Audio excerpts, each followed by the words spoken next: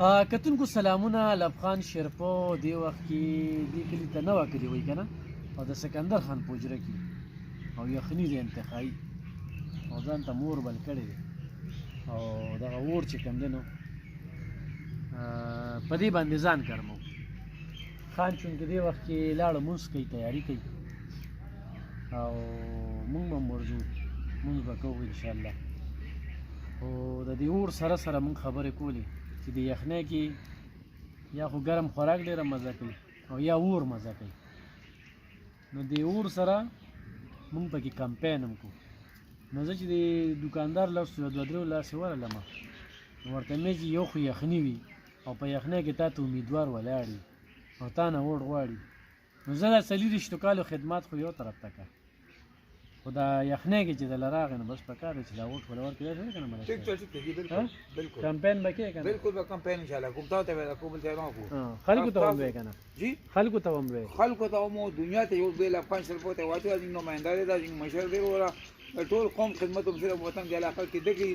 بل خلکو چې رئیس هم نه کړه، خلکو له 5 پیسو کار امتیاز دی که د خلکو له امان نه دي، او صرف مطلب نوې دعوې کوي، خو دې خو مطلب یو راشي بل راشي نوم نه علم پټی وه چې له 5 پیسو کار نه کوي. دا نماینده دی او دا د غریبانو صحیح همدرد دی وه، او موږ د ده نه 100% مستفید دي وایې که نه. او نښه یې کرین ده، او نښه یې کرین ده. کرین ته به انشاءالله موږ ورته او په دې کرین مې دا مونډان وباسو. د قام سره چې څوک زیاتې کوي که نه، د دې خلکو به پې دا مونډان وباسو ښه.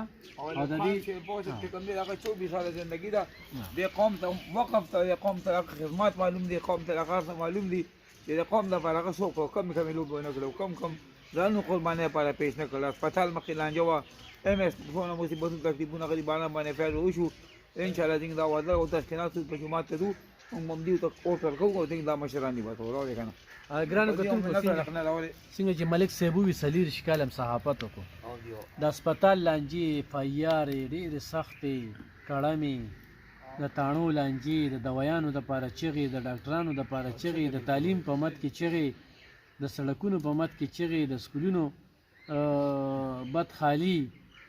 او دغه مقصد دی چې سرکاري سکولونه آباد کو، او دا خلک سبق ووایي، هسپتالونه آباد کو چې دا ریپورټ فارموله دې ختمه شي. خدای دې معاشرې نه ختم کړي.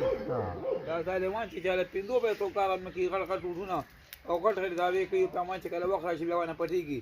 ورېږه خبر که خان لا کور کې دی، خان له اوزګار نه دی، خان صبر کوده دی، خان ته ومبره ما او پولیس هلته ویني ما ووژنه، خان صبر خان ته کله اوده دی، خان ته هلکه زه تکلیف ته ما ته مصیبت دی، زما له کار وکړه، ما له ټلیفون وکړه، ټول نه حجره کې به ورته ګنټه ناست دی.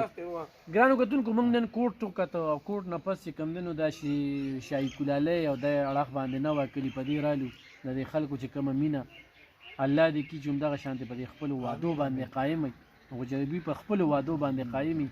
نو کرین ګټلې ده، د دې علاقې نمایندګۍ ګټلې ده، او په نش وسایلو باندې همدې خلکو به زه سملې ته رسولی یم، او بیا هم د دوی مسلې وي. او دلته کې دا د سکندر خان دیره، دلته کې چې کوم دی نو کامران علي شاه دی زموږ ملګری دی په نوه کلي کې.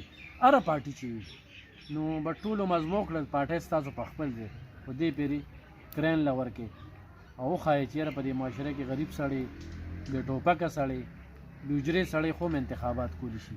انشاءالله په 8 فروری باندې به جیت زموږ دی ګټه به هم دې ته وایي چې تا ته پخه وعده رسې وه.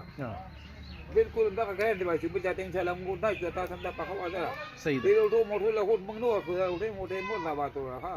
صحیح افغان شیرپو زنده‌باد. دا د غریبانو صحیح همدرد دی، دا د غریبانو صحیح نماینده دی، او دې هم دغه مشران چې قوم خدمت وکړي وروره که نه. او سبا ورشو وایي زما دا کار سبا دې ګران نه نیسم، خان صاحب سبا یې ګران درانه ویشم، زما لپاره ټول نه دا بهترین شخصیت افغان شیرپو دی. د غریبانو صحیح خبره ده. ګرانو کتونکو زموږ ګریوان ته بالکل ستاسو لاس رسیدی شي. دلبر ریډیو زموږ دفتر دی 400 چوک کې، زموږ د صحافیانو چې کوم دفتر دی زموږ دفتر دی.